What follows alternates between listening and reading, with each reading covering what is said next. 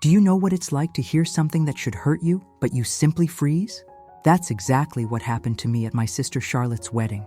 I was standing there, holding a glass of cheap champagne, wearing a dress I'd bought in the January sales 3 months earlier, when my mom approached me with that smile I knew so well, that smile that always came before an emotional knife to the heart. "Look at your sister Rebecca," she said, gesturing towards Charlotte, who was twirling on the dance floor in her 8,000-pound wedding dress. "She's always known what she wanted from life, always been determined, beautiful, clever, and look where she is now." I forced a smile. It was my sister's wedding after all. Not the time to cause a scene. But Mum wasn't finished. "You'll never be like her, Rebecca. No matter how hard you try, you simply haven't got the same sparkle." The words landed like lead in my stomach. Around me, the reception continued.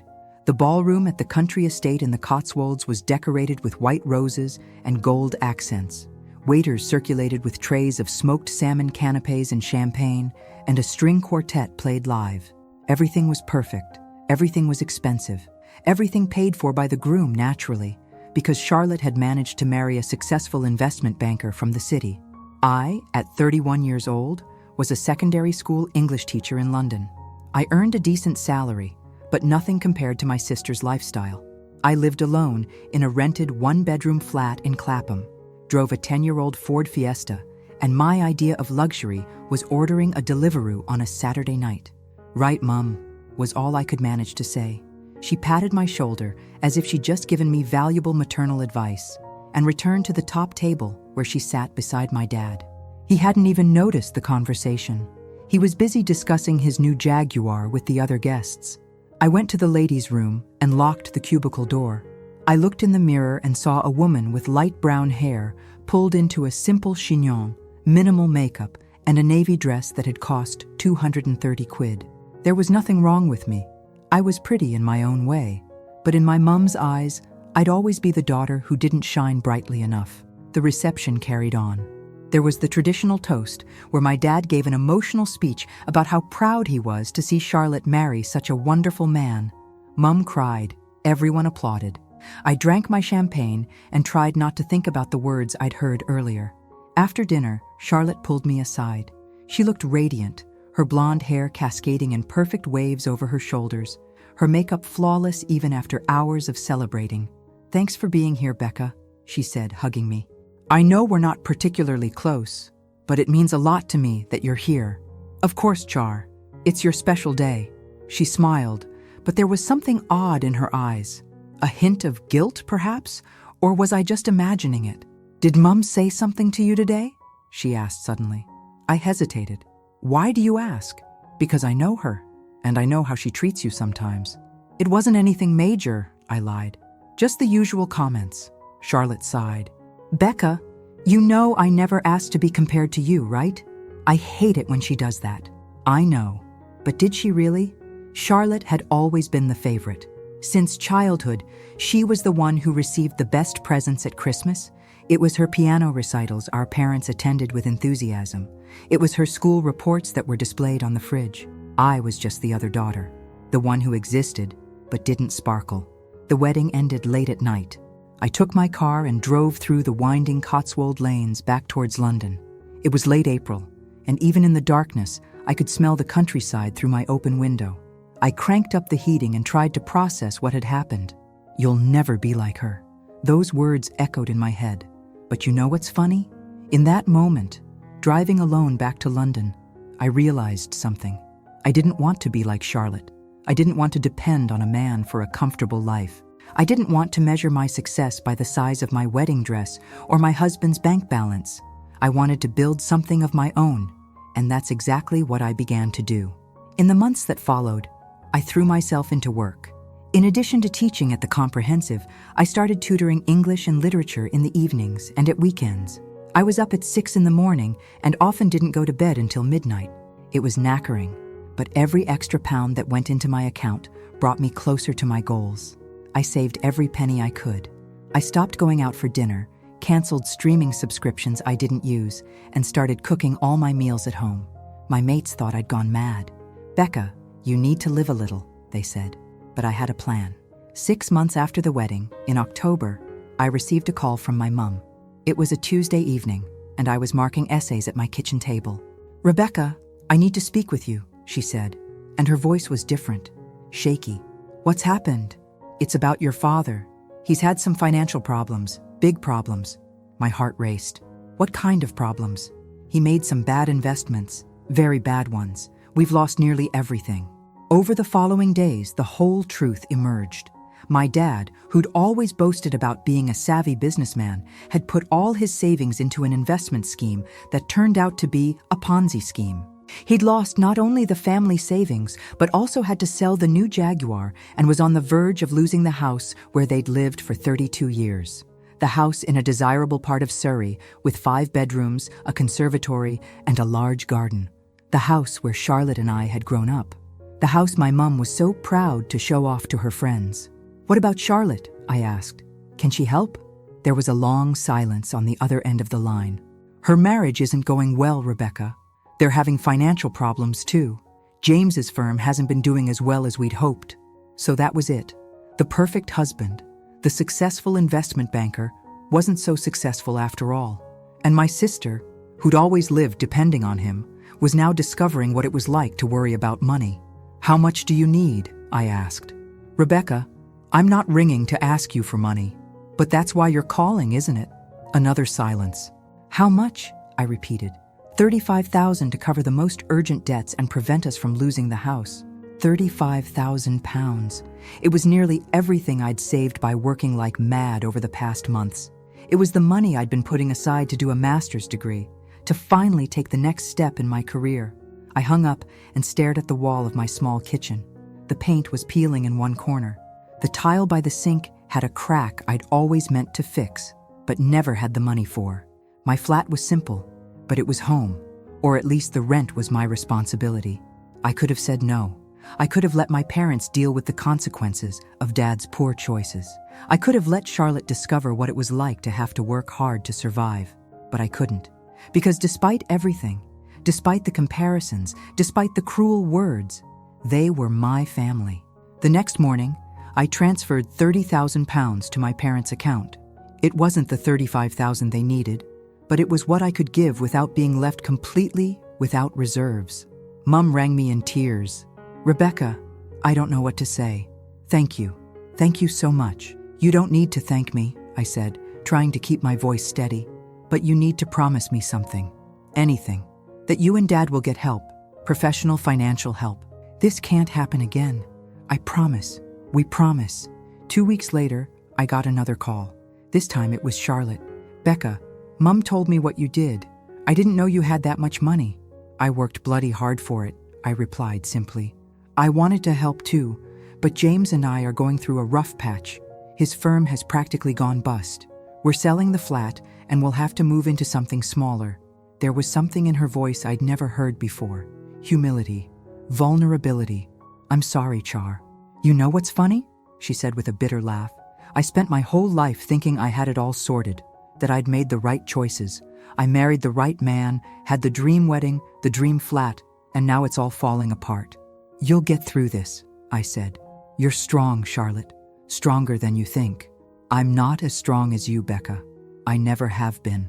That conversation changed something between us. For the first time in my life, I felt my sister really saw me. Not as the younger sister who'd never be good enough, but as a real person with my own value. The following months were difficult for everyone. My parents had to make drastic adjustments to their lifestyle. They sold the big house and moved into a 2-bedroom flat in a more modest area of Surrey. Dad started working as a consultant, earning far less than before. Mum, who'd never worked outside the home, started selling homemade preserves and cakes on commission. Charlotte and James separated. She moved back in with my parents temporarily while she looked for work. She discovered that, without professional experience and with only a degree in art history she'd never used, the job market was brutal. As for me, I carried on working hard. I took on even more private students to make up for the money I'd given my parents. My diary was always full, but I didn't mind. I had a purpose now. It wasn't just about me. It was about proving that value isn't measured by lavish weddings or expensive cars. In March, nearly a year after that fateful wedding, we organized an Easter lunch at my parents' flat. It was a much smaller space than the old house, and the food was simple compared to the standards we used to have. But we were all there. Dad, Mum, Charlotte, and me. We were having pudding when Mum cleared her throat.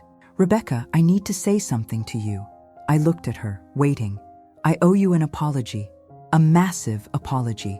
"Mum, no, let me finish," she said, her eyes glistening with tears. "At Charlotte's wedding, I said something terrible to you. I said you'd never be like her. And I was right." I felt my heart tighten. "You'll never be like her," Mum continued, "because you're so much better. You're independent, hardworking, generous. You saved us when no one else could." And I was an idiot not to have seen it before.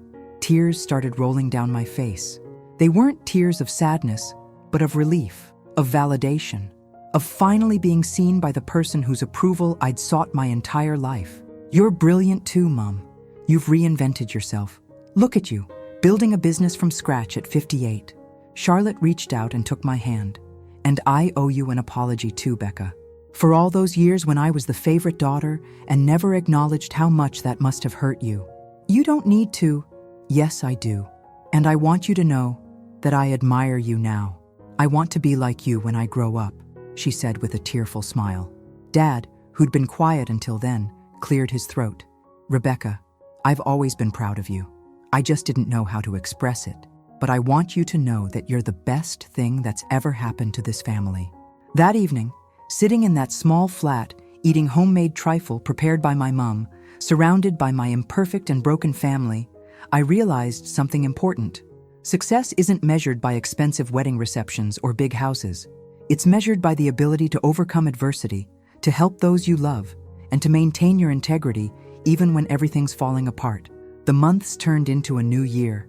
Charlotte eventually found a job at an art gallery and started rebuilding her life. My parents were happier than I'd seen them in years, even with less money. Mum's preserves business was thriving, and she discovered she loved working. As for me, I continued teaching. I continued saving. I continued building my life, brick by brick. One day in May, I was walking along the South Bank after a tutoring session. Spring had arrived in London, and the cherry blossoms were in full bloom. I stopped at a cafe and ordered a flat white. It was a small luxury I'd allowed myself again. My phone buzzed. It was a message from Charlotte in our family group chat. "Girls, guess what? I've been promoted at work. I'm going to be gallery manager." I replied immediately with congratulatory emojis. Mum sent a voice note crying with joy. I smiled at my screen. My family was doing well. They weren't perfect, but they were doing well, and I'd played a part in that. Later that month, I received an unexpected call. It was from an international language school opening a branch in London. They'd heard about me through one of the parents of students I tutored privately and wanted to offer me a position as head of English. The salary was nearly double what I was earning.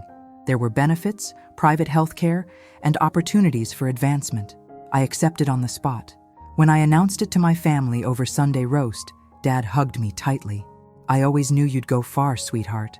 Mum made a Victoria sponge to celebrate. Nothing fancy, just a simple cake, but it was delicious. "To our Rebecca," she said, raising her glass of orange squash, "the strongest woman I know." Charlotte pulled me aside later. "Becca, I need to tell you something." "What's that?" "I've started seeing a therapist." "Really? That's brilliant, Char." "Yeah. And do you know what my therapist told me? That I've spent my whole life building my identity on other people's expectations. What Mum wanted, what James wanted, what society expected. I never stopped to think about what I actually wanted." "And what do you want?" She smiled. "I'm still working that out, but I know I want to be more like you. Independent, strong, authentic." "You're already on the right track," I said. I went home that evening feeling lighter than I'd felt in years. My flat was still small, still had that cracked tile and the peeling paint, but it was mine. And for the first time, that was more than enough. Today, when I look back at that wedding last April, I can almost laugh. Mum was right after all. I'll never be like Charlotte, and thank God for that. Because in the end, it wasn't Charlotte who saved the family. It wasn't her rich husband or her expensive wedding dress or the perfect reception.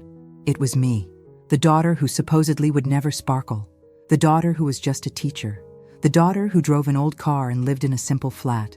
I was the one who was there when everything collapsed. I was the one who had the resources, not just financial, but emotional to help. I was the one who kept my head up and continued working hard even when everything seemed impossible. And you know what? I didn't do it to prove anything to anyone. I did it because it was the right thing to do. Because family is family, even when they hurt you. Because forgiveness doesn't mean forgetting, but it means choosing love over resentment.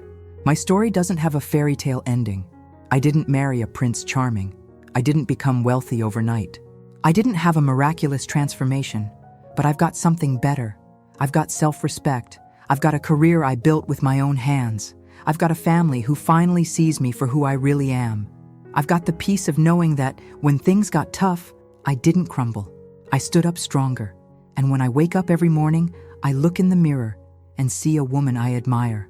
A woman who worked hard for everything she has. A woman who helped those she loved even when she wasn't recognized. A woman who proved that value doesn't come from external approval, but from inner strength. So, Mom, you were absolutely right. I'll never be like Charlotte, and I couldn't be happier about that. Today, we're a different family. More humble, more honest, more united. We still have our problems, our arguments, our difficult moments. But we've learned something money can't buy. That true strength doesn't come from appearances, but from character. That success isn't measured in pounds, but in resilience. And that sometimes the person everyone underestimates is exactly the person who'll surprise everyone. And in the end, it wasn't on the day of the glamorous wedding that my family discovered who I really was. It was in the difficult days that followed. In the days when bills needed paying, when pride had to be swallowed, when reality came knocking. That's when everyone realized the daughter who was never supposed to shine was, in reality, the only light that never went out. And now I'd like to ask you something, dear viewers. Have you ever experienced being underestimated by your own family? Have you been told you weren't good enough? And did you then prove everyone wrong? Tell me your story in the comments. I genuinely read every single message and reply to as many as I possibly can. Your stories inspire me and show me I'm not alone in my experiences. And if this story touched your heart, if you've listened all the way through, it would mean the absolute world to me if you'd subscribe to this channel. Click the bell so you don't miss any of my stories. Every week I share new, true stories about personal growth, family, and real life. Leave a thumbs up if you'd like me to share more stories like this one. And share this video with someone who might need to hear this message right now. That true strength comes from within, not from other people's opinions. Thank you ever so much for listening. See you very soon. Stay strong and stay authentic.